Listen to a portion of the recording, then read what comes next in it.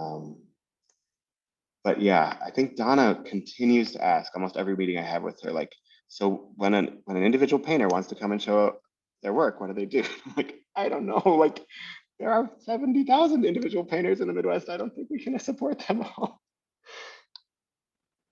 Oh, great. Philip's here. Hey, everybody. Hey, Philip. Hey, Philip. How's it going? Haircut. So we were just talking about a little divvy, Philip, and we'd kind of split it between the three of us. But if you want to jump in to talk about a certain area or with us, for instance, drifts. Yeah, I was if you wanted to shift to Atlas. Yeah. I was talking about drifts, yes. Perfect. I'd love to pass that to Philip, Great, and I great, can just yes. monitor We'd hope so. chat. Like, we can kind of keep with the plan and the flow, and I can just monitor chat, write down questions. Great. Cool. That would be awesome. Would you be interested at all in doing like a little bit of the intro work? Just sort of like if there are 10 people who attend, should we ask people to introduce themselves? If there are 50, should we ask people to introduce themselves in chat maybe? How do you think we should go about doing that?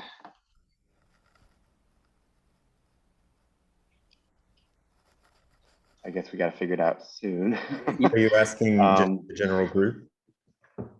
Yeah, just Midway folks, like, should we ask the general attendee group to introduce themselves on camera or keep it in the chat or, oh, I don't know what you think.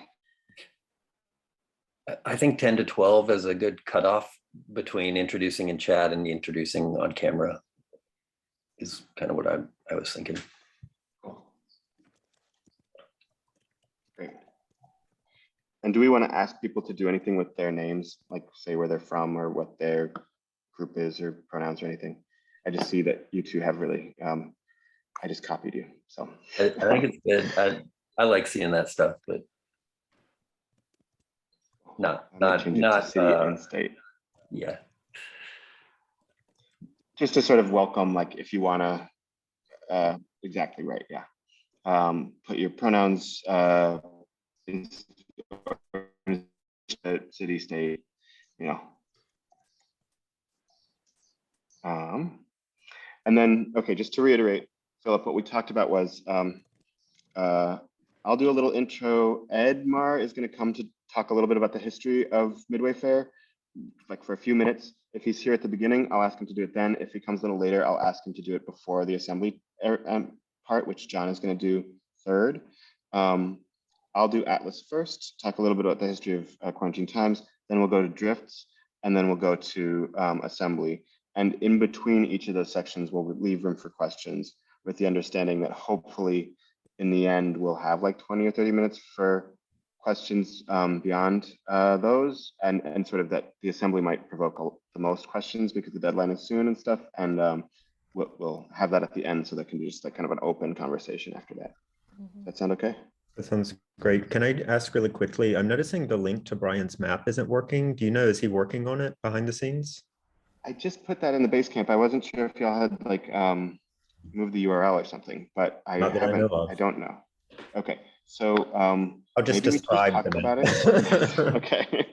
And actually, Claire, who is here, runs a space with Brian, so maybe I can DM her. No, I'll just talk to Brian directly. She's not his keeper.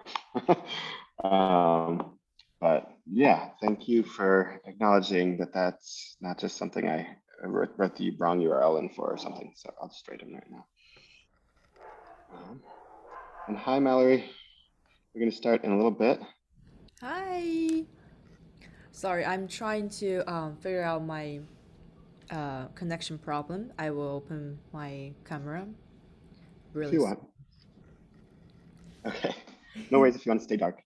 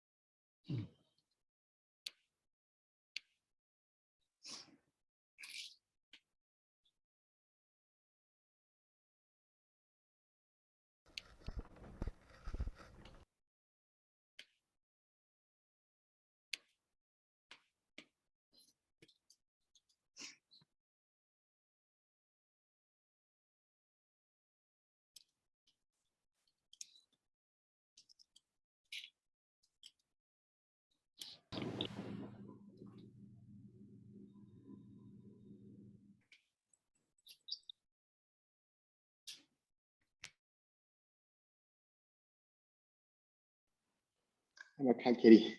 It's gone. Hi, Mallory. Nice background. We'll get started in just a bit. We'll just have some more people trickle in. Welcome, everybody. Thanks for coming. Weren't sure if anyone was going to come, but now like 4 or 5 people are here. 6. Indignant's here. It's going to be a conversation. And Philip, Brian, right, that he acknowledges what's going on. It's a maintenance thing, and he'll let us know when it's back up this afternoon. Hey, Adam, how's it going? Cool. It's going to be like a multi-screen situation. We're going to go back and forth. Hey, Kim. We're going to see if Edmar, one of the founders of the original Midway, can join us. Hey, Sonia, how's it going? To give us a little history of Midway, but that might happen a little later in the call. And I'll do my best to contextualize it a tiny bit off the bat. It's great to see everybody. We had a cutoff of how many people, if they came, we would do like introductions via voice versus introductions via the chat, and it looks like we're almost hitting that threshold. So what should we ask, Claire, of people to help us understand about themselves in the chat? Hi everybody, I'm Claire. Coming to you from Detroit. I think it'd be awesome if everyone could give us your name, where you're at, your organization, and maybe like a quick tidbit about your organization and some of your organization's focus or your collective's focus. That would be awesome. And if you don't have an org, what your ideal org focuses on or something. Yeah, or what if you have, what your ideal organization focuses on. That's great, Nick. The one you'll start tomorrow.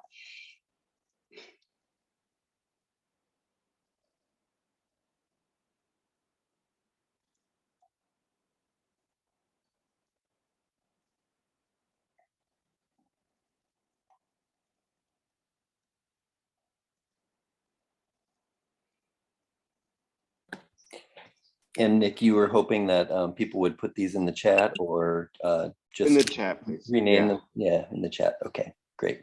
But then, good point, though. I think that if you want to just rename yourself with pronouns and if you're from org, what it's called, and if it fits your city and state, or just city or just state.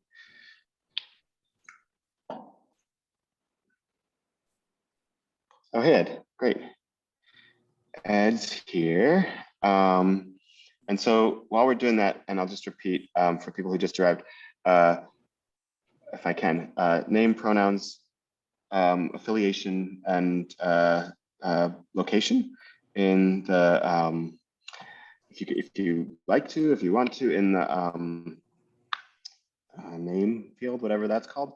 And then in the chat, if you want to just say a little bit more about what y'all do, what you do to with your association or affiliation, or as an artist, if you like. So John just gave an example. Great.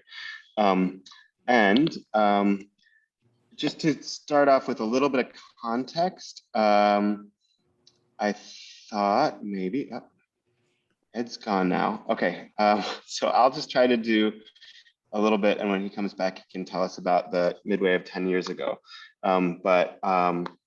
As you can kind of read a little bit about it on the website, MdWfair.com, Midway happened 3 times in 2010 and 11.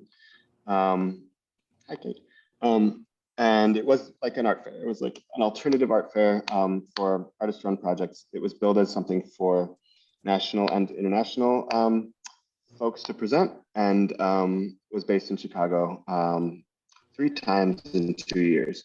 It's having issues with keep trying, cool. And so it was run by Ed at Three Walls, all Chicago-based folks, Edmar at Public Media Institute, Co-Prosperity, Three Walls, Abby Satinsky and Shannon Stratton, Roots and Culture was part of it, and with Eric May and Aaron Gent from Document put this fair together. It happened at a couple different locations. And, you know, as a lot of us who were part of artist-run orgs at the time, it was like the most access we had to sort of large audiences, to each other, to see what other folks were doing around the country, but it was primarily Midwestern projects that ended up being able to come. And then in the end, it was also a conference. So this conference called Hand in Glove grew up out of Midway. And that then turned into Common Field, which became a national organization of artist-centered organizations, which just announced its sunsetting a month ago or so. So the sort of thrust of the Midway organizing kind of like transformed into Common Field, I think, is one way to think of it. And kind of didn't happen in the Midwest anymore, and went away for 10 years. And then when in 2020, we hosted a bunch of artist-run projects at our space in like January of 2020, getting ready for Artist-Run Chicago, which is a project we did with the Hyde Park Art Center. A lot of people were remembering Midway as this project that they had worked on or appreciated in the past. And they asked, like, can you do another one of those?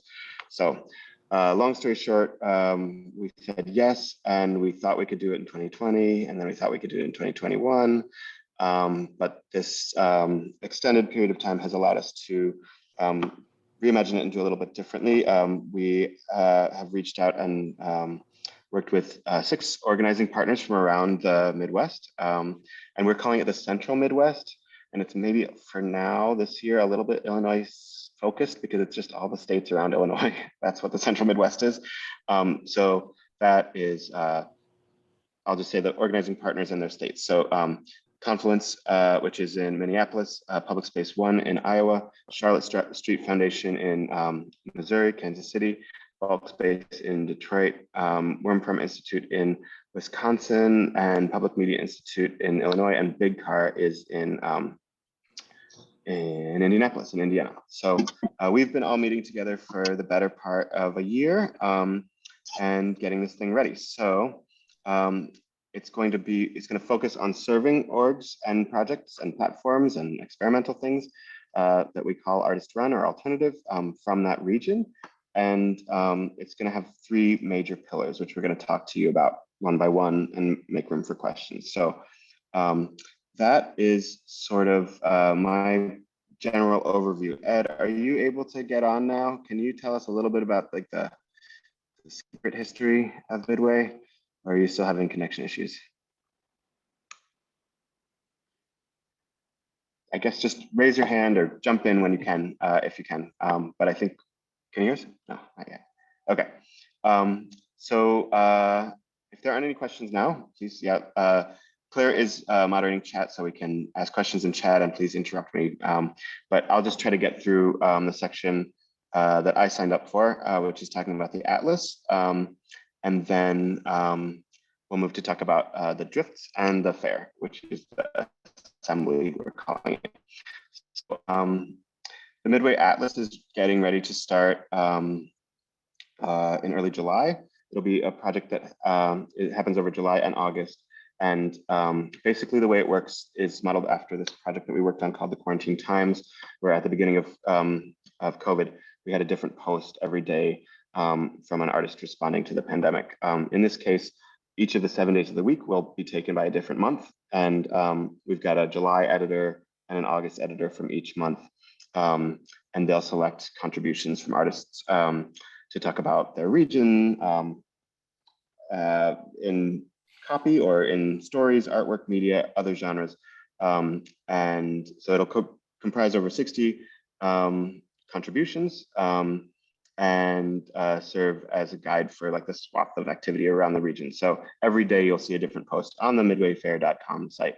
And then we hope to maybe be able to turn it into a book like we did the Quarantine Times.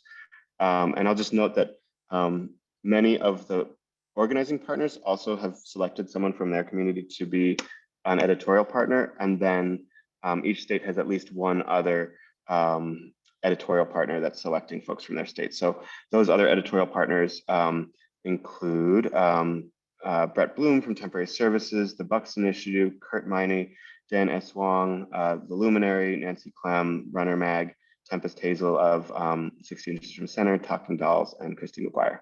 So look forward to seeing that. We'll be putting out digests as well. And it's sort of something that's like in motion and going to just be served up to you very soon. So keep an eye out for them, these posts. And I'll just say that part of the rationale for doing this atlas is to keep the time that we gather together really about meeting each other and talking and a little bit more organic.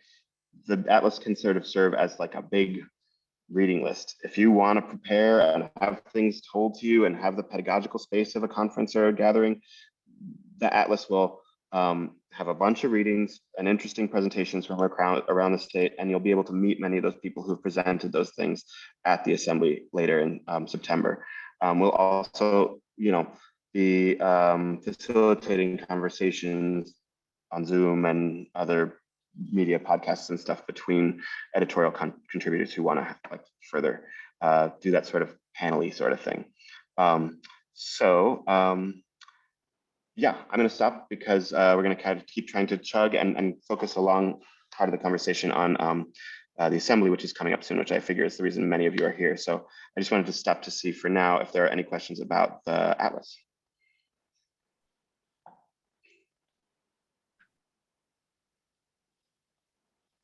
I explained it so well. Or there is no interest is another interpretation of silence.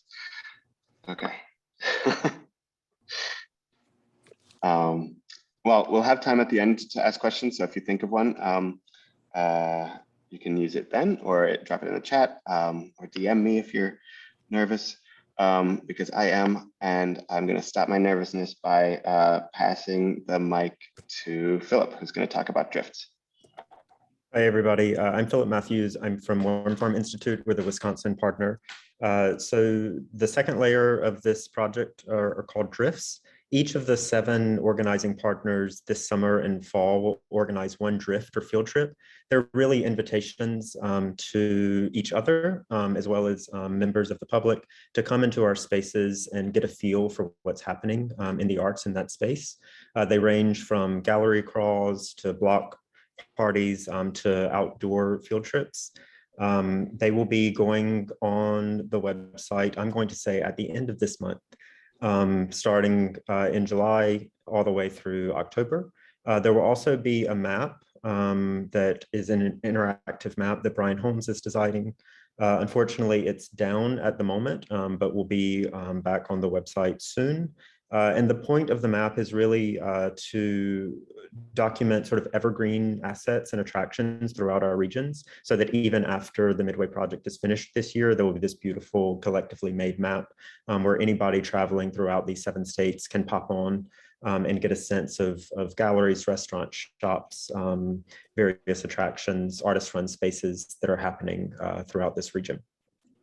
From what I understand, there will also be an element of the map where visitors can input their own reflections. So as you're visiting Wisconsin or Indiana, Illinois, the various states, if there's something that really appeals to you, that you'll be able to sort of layer in those kinds of insights. And so excited about that more poetic and open-ended function of the design as well.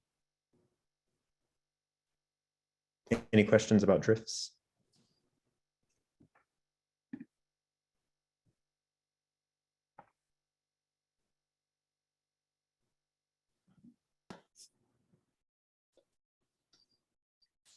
Cool.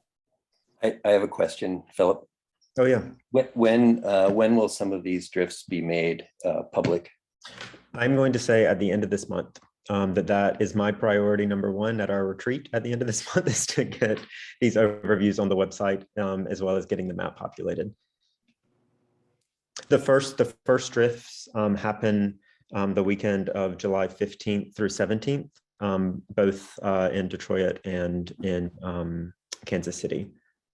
So by July 1st, information will be on the website. To give a And quick, you have some now. Go ahead. Claire. and just to give you a quick preview of what's happening in Detroit, there's going to be a Detroit-wide open studios that we're inviting folks to come hang out, come see what's up. And a couple of organizations in Detroit have kind of opened up their parks, opening up their spaces, we'll have rest areas. And it's just a chance for folks to come see what's happening in Detroit, and any artist or gallery or like anyone that wants to show anything in Detroit can participate. So it's going to be a really exciting, fluid thing, kind of an opt-in situation. Oh, and then we have a bit of information about the Charlotte Street one as well. Does anyone have a clear picture of that, or I can give it a shot? Nick, do you I want to think go ahead? I'll just say what I know is that it's like a big block party sort of thing, like a big outdoor festival-y event where they incorporate a lot of partners and different activities and things. And it's Kansas City. They're sort of central to a lot of art stuff going on, but they'll be hosting one of their biggest public events. And that was sort of one of the rationales for one of the ways that people could do drifts, like just invite people to a big thing that you're already doing. And we'll be, helping to coordinate carpools and stuff if folks are interested in that. More to come soon. The map is really cool. I wish it weren't in maintenance. Go ahead, Mark. Thank you for this, and it's good to see so many people. I'm just curious again about the drift in regards, if we were interested in being a drifter, could we place that into our application? You know what I mean? If we wanted to, I'm just seeing like Katie, right, for example, who's very near me with comfort stations. So just thinking again, could there be a drift of bicycles, biking, anyway, or is that, or have you already picked those drifters? Well, so when you mean drifter, like a participant to attend certain places, or do you mean to make a mini drift in Chicago on a bicycle? Make a mini drift. I love that. Along. Yes. I love it. So I think this is why we called it a town hall, not a Q&A, because we knew that y'all would have good ideas that we hadn't thought of. And so one of the things that rhymes with, my initial reaction is that that the map is built in such a way that anyone could add anything anywhere, right? There's some structure to, like, you could recommend a place to eat or your favorite gallery or a place to stay in a given geographical region. But you could also say, like, maybe we could make one of those types of pins that you could drop, like a late July Saturday drift around Northwest Chicago bike tour. And that would be awesome. Yeah. And I could even see it happening like on the weekend that people are assembled in Chicago, like, yeah, cool, drift around this gallery zone or whatever, or just like come to Promontory Point with us, drift over here. So there will be a lot of freedom for people to use and implement the map that way they can. And if y'all want support in promoting stuff that you've added to it, we could also have that conversation. Cool. John, do you want to talk a little bit about what Iowa City or what Iowa has planned? Yeah, we are doing something a little bit different in that we are kind of choosing a weekend that's the third weekend in August to sort of welcome people in. So instead of having a drift when we had a bunch of events going on, we thought it'd be good to kind of set up a time when we're going to be around and can meet and talk with other arts organizers, show them our various spaces, and connect them with other artists, both in Iowa City and in locations throughout the state. As just a little teaser, yesterday I visited the gravesite of Anna Mendieta, who is buried about 20 miles from here in Iowa City, and that'll just be one kind of place on the map, just to give you a little bit of sort of this Atlas Obscura type thing that's geared towards people who are interested in community art and being in community with artists. And I'll just quickly share, I'm dropping Wisconsin's drift into the chat. So we're invited everybody to the Farm Art Detour, which is a biannual self-guided drive through Sauk County's working farmlands, punctuated by site responsive artworks and more. So October 1 through 10. You're invited at any time during that 10-day period, but we'll probably do something special on one of those days, particularly for the Midway group. That's awesome. And I don't think that I was told that we could totally publicize this yet, but what our plan is in Illinois is right after that, or towards the tail end of the detour, right across the border in Illinois.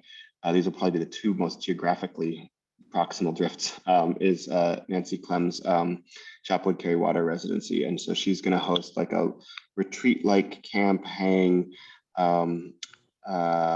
weekend where people can come and think about the last warmth, right? It's a little bit equinoxy or end of the season, and will be kind of there will be performances, and Charles Joseph Smith and others who she's working with as an editor will be able to present and talk and perform, but there'll be just a lot of space held around campfires to kind of process and think about what we just did, and if it was wrong, or if we did something right, or the ways that we might want to continue this work. So before we jump into assembly, I'll just say that we hope that all the sort of thinking and planning that we're doing today here and that we've been doing for the past year plus isn't just useful to communities this year, but it endures in some kind of way as a network of folks who maybe want to do the exact same thing in another city later, or want to do something completely different with different constituents, et cetera. But yeah, Midway, even though it's been dormant for 10 years, hopes to at least be perennially available to folks, maybe more frequently if there's interest. So that might be one of the times to think that through, like what we want to do with this momentum. And maybe one of those things is degrow it, but we'll see. And so yeah, I think that we are about almost 20 minutes or 22 minutes in. So John, do you want to talk a little bit about the assembly, and we can just then have an open conversation about that and whatever else people want to talk about?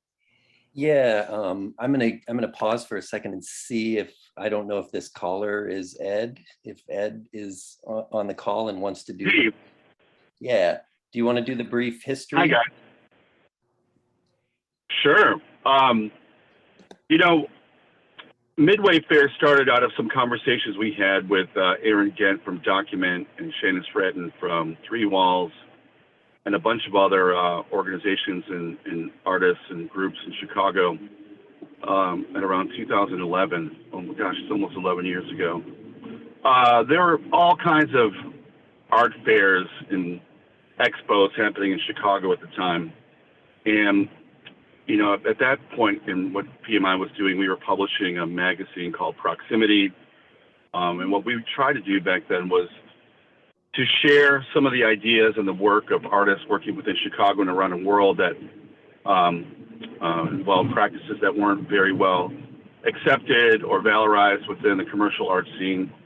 And the intent was to bring all the artist-run spaces, these kind of in-between nonprofit zones, into one weekend or so to kind of gather and share the works and projects that we've been working on, to kind of give each other an idea of the complexity, the diversity, the excitement of this kind of artist-run world that we've been inhabiting for most of our existence as organizations or artists here in Chicago.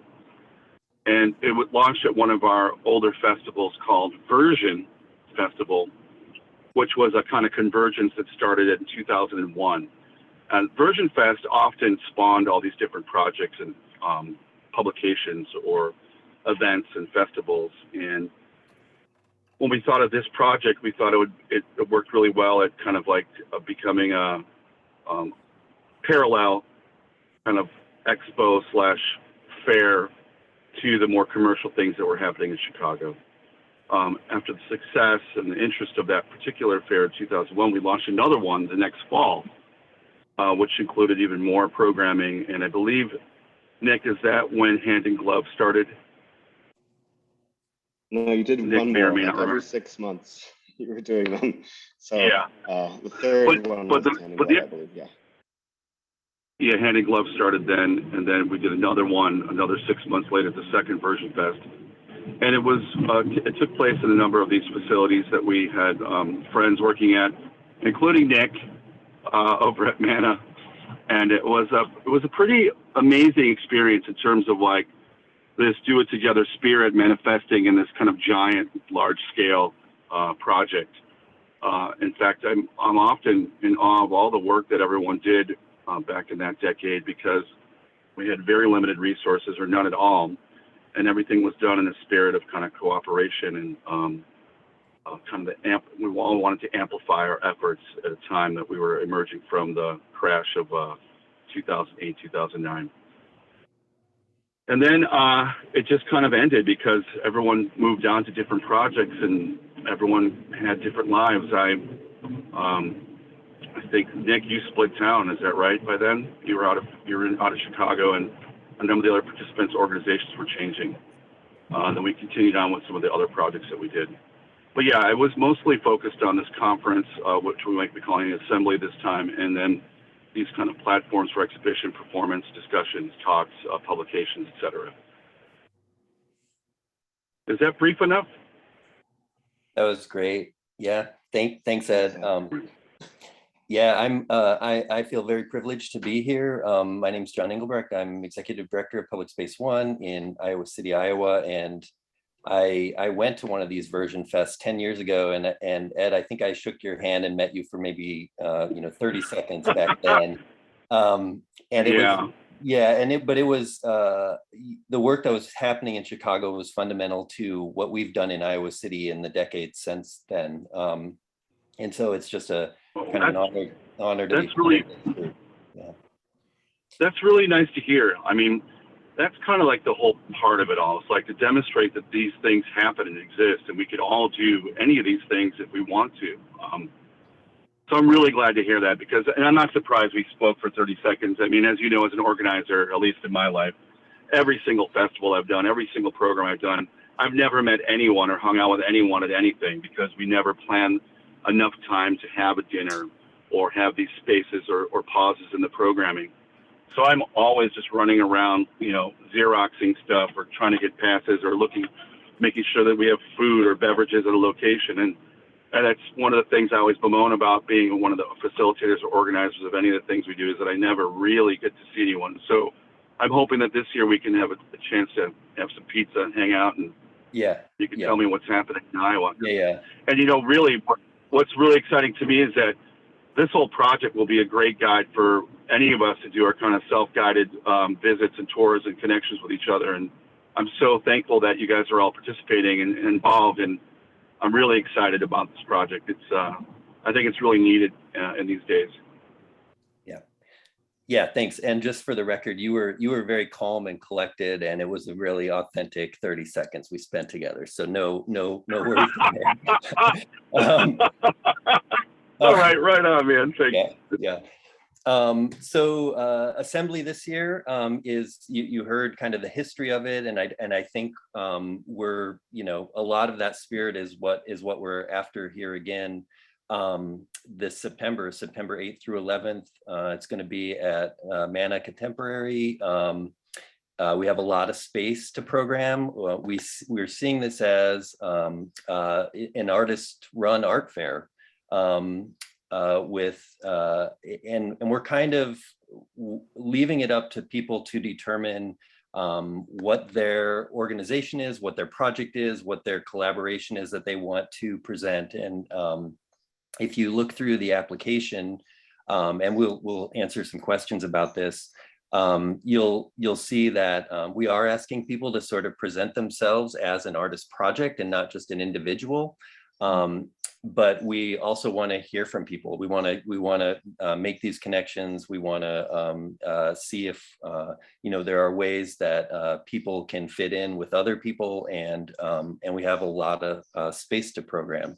So I totally went off the script there, Nick, but I'm going to return to the script and see if there's anything that I missed. As you know, we're having this town hall because the deadline is coming up soon. We're asking for people to get their proposals in by the end of the month. I would say, and this is just me personally, I'm not going to speak for the whole group, that if you have an idea and you're not sure if it fits or that sort of thing, you can reach out to us, but don't hesitate to throw in a proposal, because we're going to look at all those right away, starting in July, and try and get back to people really quickly, because we know that September is coming quick. And our hope is that by mid-July to the end of the month, we're going to be notifying people, and that everyone will know by the end of July. So they have at least a little bit of time to prepare. And again, we're not looking for new projects necessarily created, you know, between now and September. You all are doing a lot of amazing work. You have been doing amazing work. You know people who are doing amazing work. And this is, you know, just a platform to present that, and to make connections with other people who are doing that. So maybe I'll leave it there for now, and in hopes that I know that we have a couple questions that we can answer that might help folks, and then there's other ones perhaps in the chat that we want to talk about. That's great. I'll just add one little thing that's maybe not as clear on the website yet. We're still working on figuring out how to build out to 20,000 square foot floors to accommodate as many people as we can, with as much, you know, wall space as we can.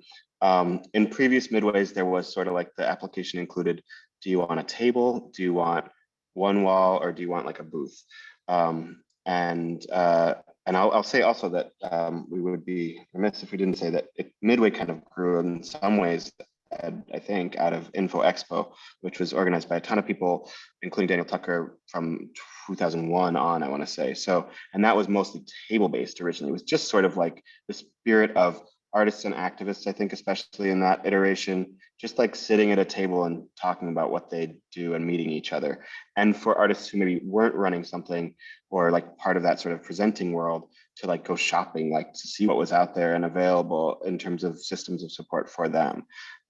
So that spirit is with us. And when we got our first quotes back last week from the number of walls that we wanted to build, the spirit of tables and one walls might be back with us soon too, but it will be a nice layout with lots of space. We're just going to build as many walls as we can.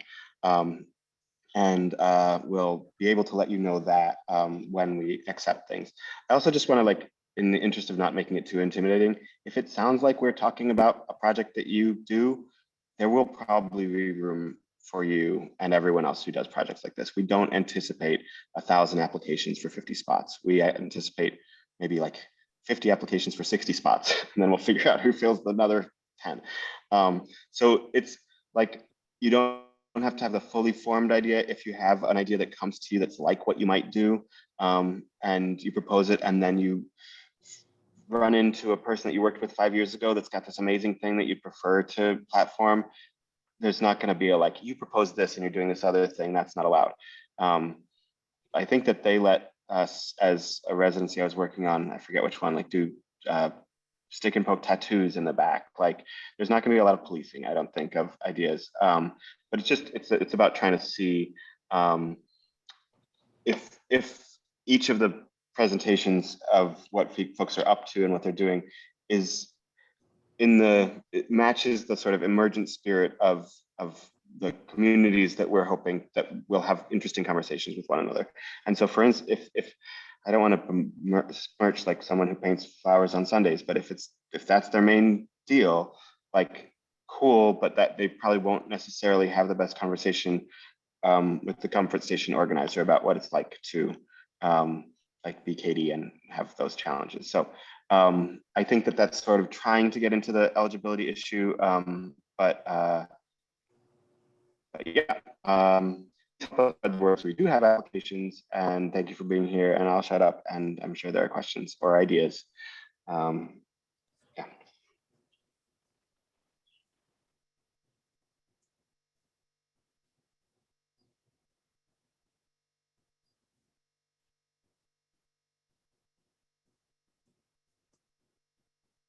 I have a question. I may have, I mean, I was late and I may not have read what I'm supposed to read beforehand, but the assembly, is that what you're calling the whole thing from the 8th to 11th, or is it an event during that weekend? It's what we're calling the whole thing because we didn't love saying art fair often, Oh, but okay. it is sort of an art fair, but assembly sounded like occupy-ish or something to us, I think, and we selected that instead. But yeah, that said, like, one of the things we've been talking about, we might, you know, as partners present some programming, but like, please, we're trying to keep the weekend open and available to people who not only want to put stuff up on the walls, but might want to host a conversation or a performance. And the layout of the design of the fair is super conducive to that. Like, there will be big open spaces among the zones of presentation that will be publicly accessible. And I will say that while I just sort of said, like, an individual artist who paints flowers won't have the application period isn't the time for them. We also have ideas going for poster walls, for, you know, like soapboxes, open spaces for people to participate, bring your own beamer night. If people want to just take a parking spot in the parking lot of Mana and do whatever they want with it, like, we would love that. So having this structured Yeah, way I mean, of giving people, yeah. I think there's so much room for so many types of programming that no one should worry about submitting their ideas. It'll most likely fit in within the parameters of the space and time we have. But I think you're wondering if the assembly meant like discussions and talks. Is that what I'm getting? Is that what I'm assuming? No, I didn't know if the assembly was like, I'm thinking of events that I've been to in the past and at CoPro, you know, where like everybody had a minute to say something, and you know, and that was a kind of a specific event. I just didn't know about the terminology, but you're calling the whole weekend an assembly, and that's fine. I get it. And I get the openness and all the things you're describing. It's clear. Thank you. And thank you for describing that as one of the options that we've had 10 conversations about, at least, like, when is the open mic going to happen and in what context, and should we do it? And so those sorts of forms exist beyond what this call for applications is, and we'll be retreating and talking about that more. But we also want to make sure that, like, if that's your idea, if Oklahoma wants to have a platform where people can tap dance and they all can jump on whenever they want, we very much want to leave space for that. And so I think part of our kind of delay on saying this is exactly what the soapbox is going to be or how it's going to work is that we know that maybe one of the artist run projects is going to build a better soapbox, invent a better mousetrap than we will. So we're leaving space for that.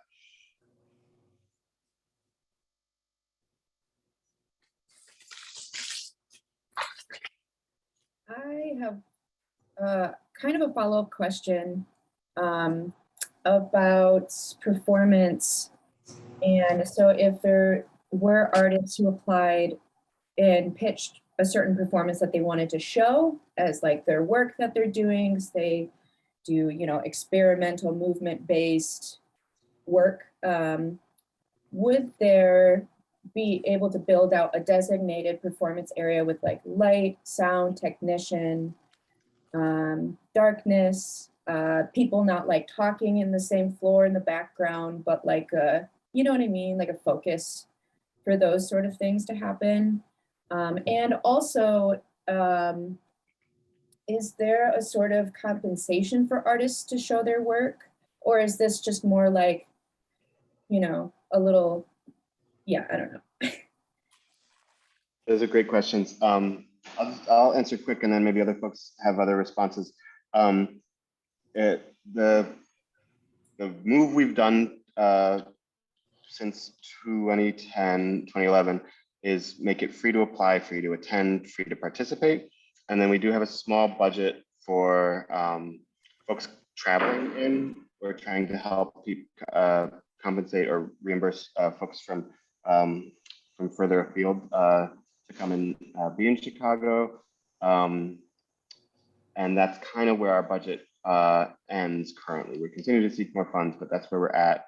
And then in terms of the pitching a performance, I think that this is a common question we've gotten, and so I want to think through it, especially with my colleagues. But the intent, I think, of previous midways and this one is to allow space for artist-run platforms to present the work of artists that they want to work with, or just their platform. That said, this sort of soapboxy idea is something that we have thought through and created, like performance-y platform areas in our designs to allow for. And that might be like a open mic type situation where if people come, they can sign up, like a karaoke list sort of situation, or if people in this room have better ideas than that, cool. Yeah. And then like your question also like reiterates one that we got in an email a couple days ago, which was like, I'm an individual artist and I sometimes do independent curating. Can I show my own work, and can I like present a group show as just an independent curator, and I don't have like a space or anything? And so that's a kind of a question that we've been bouncing around. The response to them that we gave was individual people can run artist-run spaces. Like it doesn't have to be a group. People can be presenting things without a space, be nomadic, and have a platform that a lot of spaces that did exist before lost their spaces in the pandemic. We certainly don't want to exclude those at all. And so like elements of this this question, like they all make sense. I think that probably just like the tip that I gave this person was for the people that we're giving rubrics to in review, they're looking for a platform that will exist for artists in the future as well. And so even if it's just like that independent curator naming the kind of work they do, Balloon Factory or something, and here's, you can contact me as Balloon Factory in the future, and I'll be continuing to do this work. Like launching a series or a project or a platform is very cool. And if it doesn't keep going, no one's going to police that. And I'll also just, the last thing I'll say is that especially for artists in Illinois, there is a new fund that Hyde Park Arts Center that has established that's supporting artist-run projects. And this year they're supporting those projects that have yet to start, especially. So really trying to encourage new initiatives. And so if that's something you want to pose or like experiment with, try, see if people like it, see if you want to keep doing it. That's another way to sort of frame, like, I want to do this thing, but I don't have, you know, a logo, and that's okay. Right. Okay. So then it's, does that help a little bit? So then it's, I would. sorry. I'm sorry. Go ahead. It's more like a conference where you could say, hey, this is the work that I do here in Michigan, or like here are the collaborators I work with. Here's like a video if you want to watch, or like here's links or website. It's more like that sort of thing than like a fair where people come and put on things to watch as well as talks. As okay, so it's all right. Hi, Monty. Yeah. Monty, I have a just like clarified question. Are you specifically sort of asking for the puppetry you do? Like, you know, be thinking about like what that could look like in a collective space, and like what sort of space you might need to do that. Yeah, like a puppet slam, or I'm even thinking of thank you so much for coming and their short performance works, or like the Hinterlands are here in Detroit. You know, like if we all carpooled and came to this, what could, you know, what levels of engagement could we expect to apply for, I guess.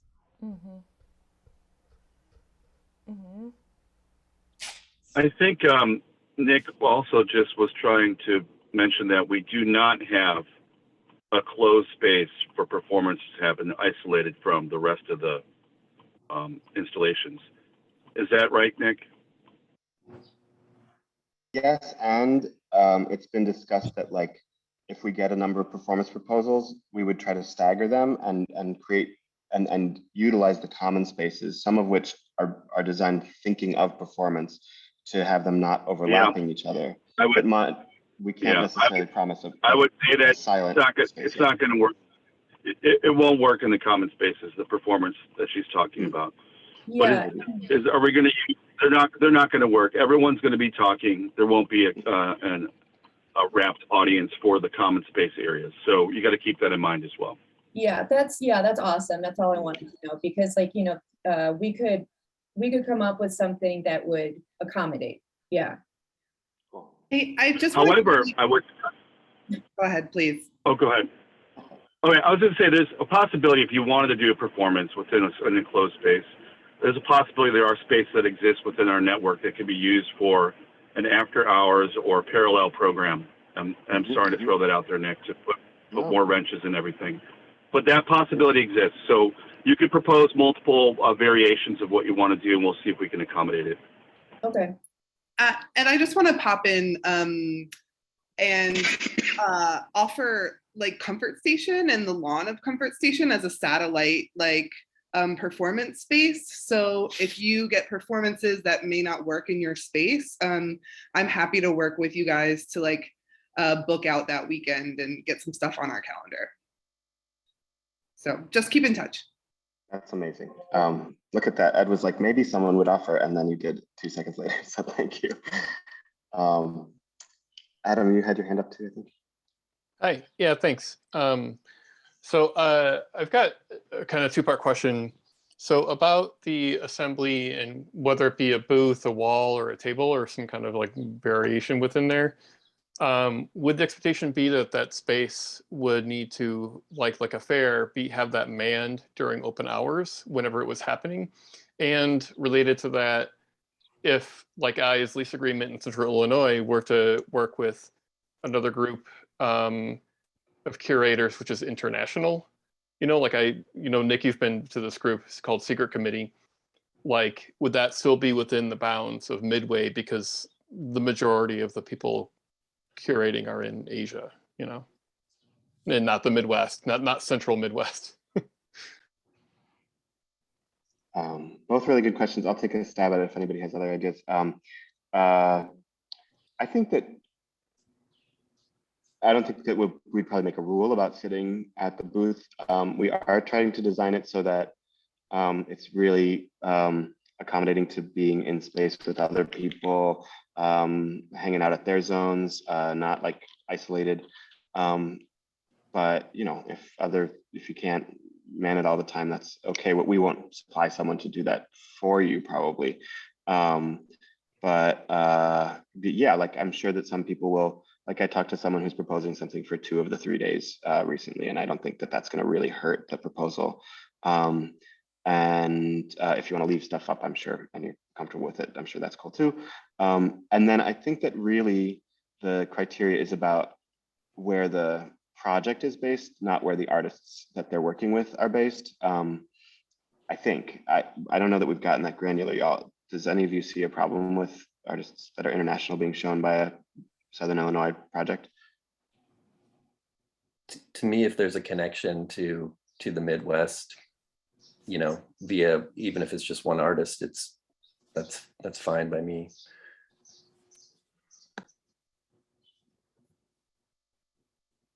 Just to be clear too, it would be curators from Japan, China, Canada, California, Illinois, probably picking works from I don't know where from, but through lease agreement, which is in the spaces in Illinois.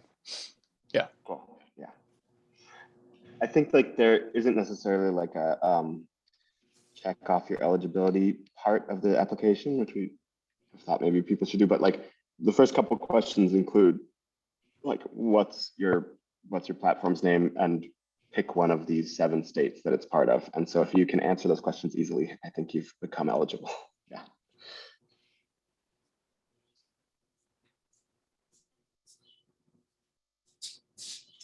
Joffrey had that question, if I'm pronouncing that name right, earlier on, that I just sort of tried to rapidly answer. And then as I was answering, John was like, let's answer that later. So maybe we could do a little bit of that too. I believe the question was about the atlas and and how people were picking the contributions to that. Is that right, Joffrey? Yes. Okay, thank you. So what we've done is use the quarantine times model, which selected an editor for each of the days of the week. And so there is one editor from each of the 7 states every day of the week in July, and then a separate editor every day of the week in August. And we have funds to compensate those contributions and the editors. What happened in the quarantine times is that we did end up getting supermarket workers, people talking about bread lines, different folks who were experiencing the pandemic that really wanted to talk about their experience, and they would submit things kind of without our soliciting, and they were so compelling for the most part that we ended up publishing them, but we didn't have a fund to compensate those contributions. And so I think we ended up scratching a little bit of money together to just give something to the people for their work. But as it stands currently, is there a way to be transparency on compensation? Yes, so I can just tell you right now, there isn't currently on the website transparency on compensation, but that's an oversight, not a hiding thing. Like the quarantine times, people are paid $500 for a contribution, and the editors are paid $1,500 to do a month of editing. And each editor selects 3 contributors. And if and when we can find something in the budget by moving something around for additional contributions and have capacity for that, it will probably be somewhere in the range of $100 to $200 a contribution once a week or something is how it landed at the quarantine times. So there's that. And then in terms of transparency for folks coming from outside of Chicago, we've established a small fund for $250 of travel compensation. That might have been before gas jumped, but we hope that it will still cover like 1 car coming back and forth from the region. And I think we probably, I could do the math, we've allocated enough for, I think at least 20 projects to have that level of compensation, and we're actively seeking and have actually found one other partner funder to fund projects from Missouri. So that number will probably be closer to 30 or 40 if needed. So hopefully that helps. We are also considering a fund to support folks who might want to host people. So if someone in Chicago has a 2nd bedroom, we're considering having that same amount of money or something around there be a compensation for putting someone up for like those 5 or so days of install, presentation, and departure. And it's something that other conferences have done, I think, successfully. Open Engagement used to do it. People would just open up their floors for sleeping bags and stuff for people coming to that conference. And Commonfield did it in New Orleans and stuff. So we haven't asked one person in Chicago whether they'd be at all interested in that. So it's just an idea still. But there are Chicago people here who may have a couch or a 2nd bedroom. Would that be at all of interest to any of you if we wanted to pursue that? Cute. Oh, wow. Yay. Not just a random idea. Some people would do it. Okay. Cool. So yeah, we're going on a retreat to the Poor Farm, thanks to Mark and others, next week or a week and a half from now. And thanks, Claire, but I'm sure it'll be booked with someone who might walk down the street and come to the fair, maybe. So yeah, we'll probably firm up that option and let folks know that if they want to raise their hands for that, we can, I don't know, put together a different form or application or something like that. Because I think that it would be not much nicer than people trying to stay at hotels or Airbnbs for them to actually like engage with artist-run folks in Chicago when they're staying. So thank you for that generosity, and we would want to, respect that generosity with the stipend that would cover the coffee and eggs or whatever that you might want to supply for your guests, sort of thing. So with no onus on you to supply coffee or eggs, but the hospitality stipend, yeah.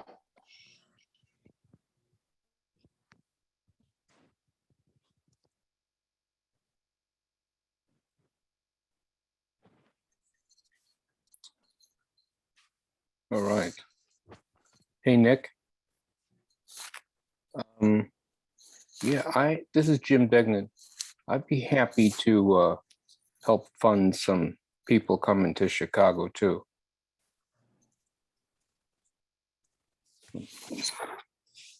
I did not Can you expect hear that me? from this call. Thank you. Yeah, we heard you. I'm just speechless. Thank you. Oh, That's amazing.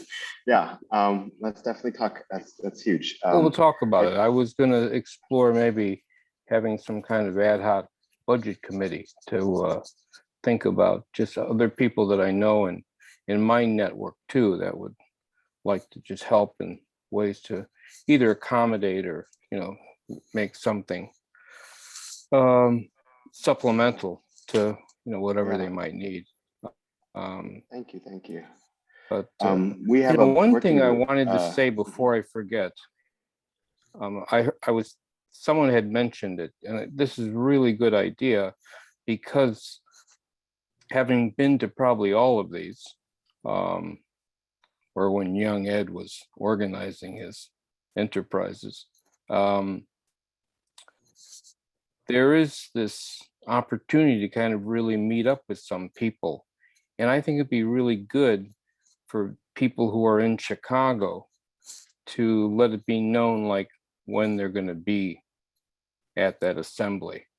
I've always sort of wanted that, you know, like if I'm going to come into town to make sure these particular collectives are there that day instead of Sunday. And that would be something that I think would be really useful, particularly if people are traveling.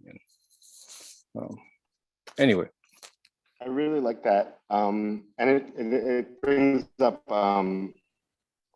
something that we've been tossing around a little bit and also riffs a little bit on something Ed said, like never having the time to actually talk to one another. Right. One, we're really trying to not hyper conference it and be a space for people to engage and talk to each other. But two, we're thinking about at least one meal that like at least hosts everyone presenting and maybe could be grown into, you know, if more people want to participate at that meal, like at the beginning or the end. Another model is having artist-run spaces host meals and, you know, shifting that budget for one giant meal together into more intimate meals, which is something that other conferences have done.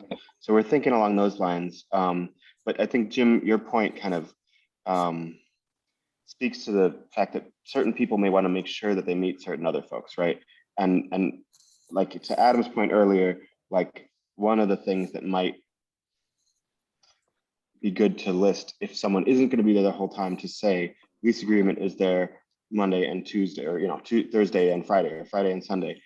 Somehow have some way to list that. And then the other thing about those sort of more intimate meals is at conferences I've been to at Hand and Glove and stuff, you would just get assigned, like you would just be told, you're going to the Lawn of Comfort Station to have a picnic, and you might not know anyone there. And that might be great. I think that was the intent, that everyone met someone that they had, you know, they didn't intend to go and see when there, and didn't just go, you know, have dinner with their friends and never meet anyone new. So those are sort of some of the conundra that we would very much appreciate y'all's, you know, ideas and thinking on as we approach this retreat. And we sort of, you know, don't have too many months left before we do this thing. So, but yeah, thoughts on that. Adam.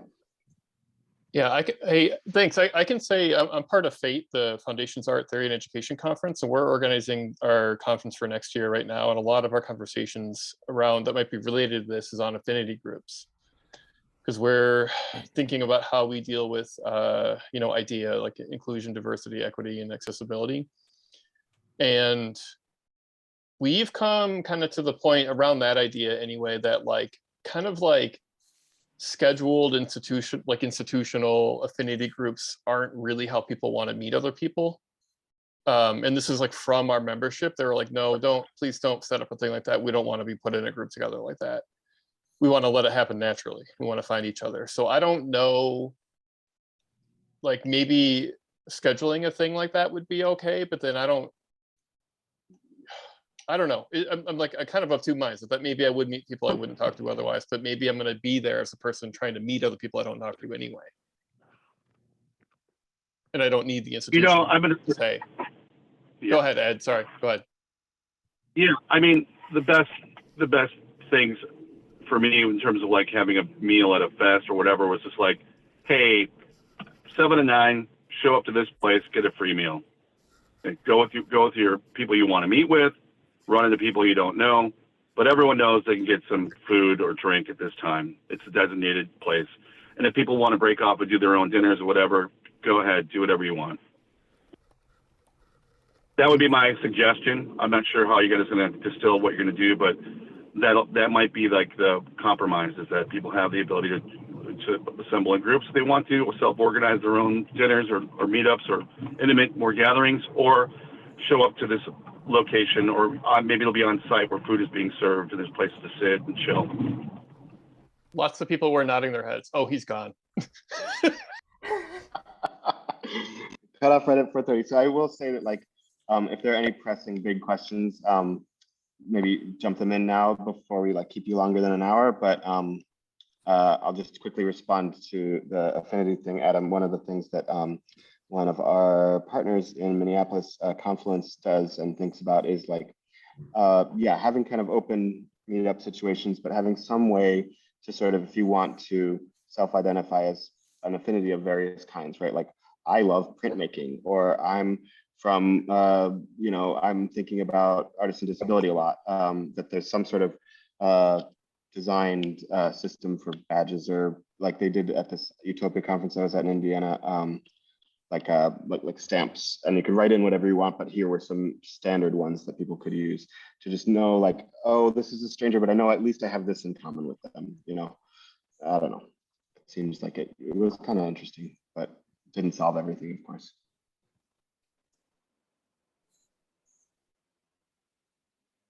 Nick, do you want to take that question? Katie, can you kind of?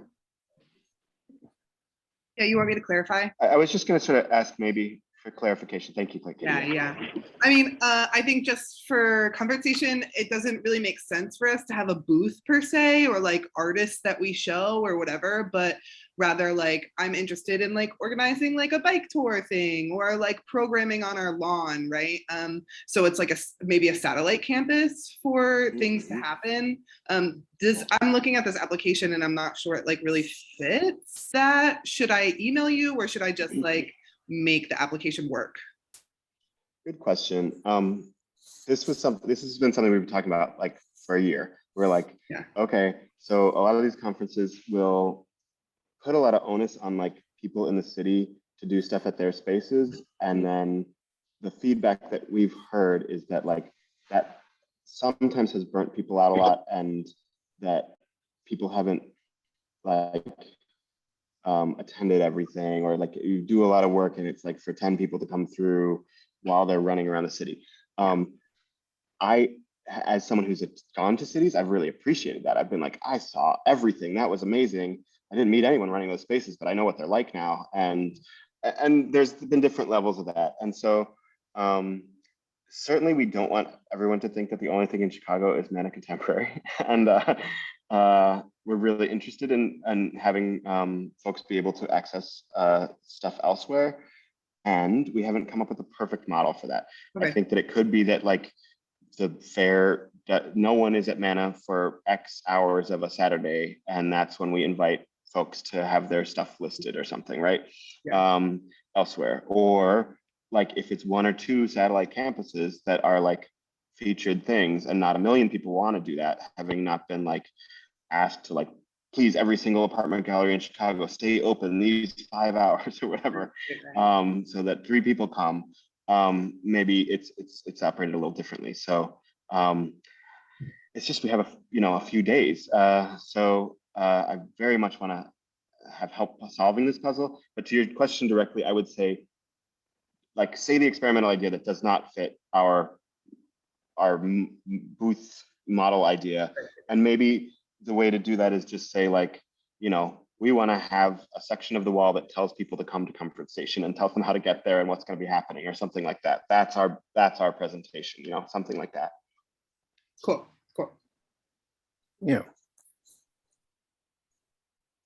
Yeah, I was going to say shoehorn your idea into the application, because our application team is a team of people that are going to take everyone pretty seriously and want to make a lot of it work. If the people applying, if this feels like a fit for you, then it probably is, and we want to make that work. And we're not going to be like scoring these and kicking them out the door or anything like that. So email is probably good too, but it's a little more official if everyone can see it through the proposal. All right.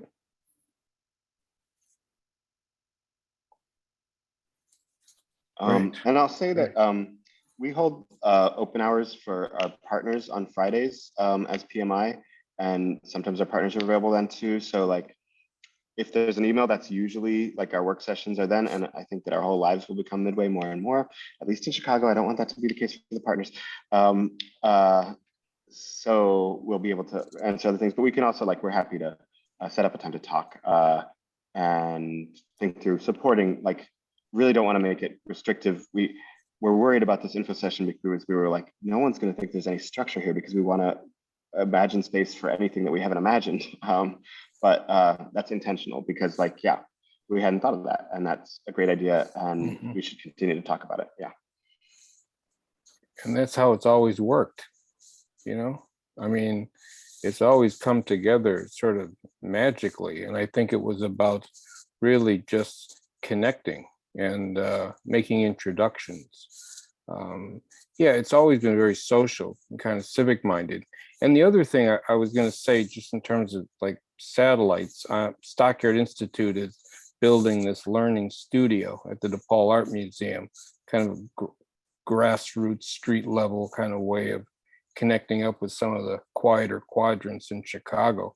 But one of the tasks this summer and into the fall is to coordinate all these artists and spaces that are doing all this work in Chicago. So I think it'll be a really nice intersection of expanding an index of who's doing what. Totally. And to that point, I know we haven't talked about it a lot, but a big part of the drifts is going to hope to serve that. This map that Brian Holmes made, this open source thing.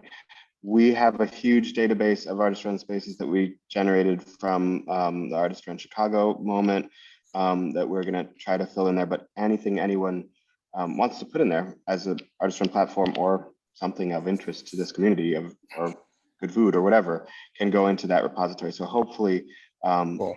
that can serve your project, Jim, and folks who are traveling through Wisconsin to Minneapolis and want to know where to stop on the way, or you know, maybe they don't get to Minneapolis because they love where they've stopped.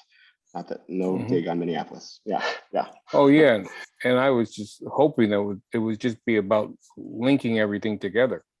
Yeah, That's the hope. Yeah, and we know we can't do it in the next Cool. 3 months, but hopefully this is the start. And I'm really glad that folks came. I don't want to keep you too long. I have to go and install some curtains on these gallery windows. But anything else super pressing? Email us.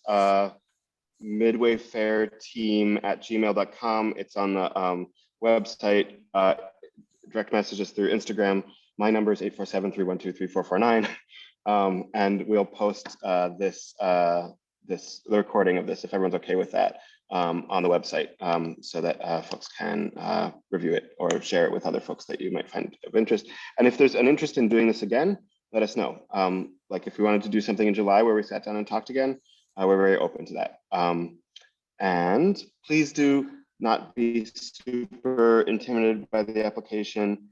We hope to get a good number of things in by the end of the month. If it looks like we haven't, we probably will extend that application period, but the intent of having it do so soon is to give people as much time as possible, having been accepted and given, like, you know, an idea of what the space that they're going to be afforded and all these things as soon as possible, so that it's not like, yeah, plan something in 2 weeks. So that's why we're asking. And again, if it changes, if your ideas shift, don't worry about it. If you feel like your project fits what Midway is trying to support, we will find a way to make space for you. I'm almost certain.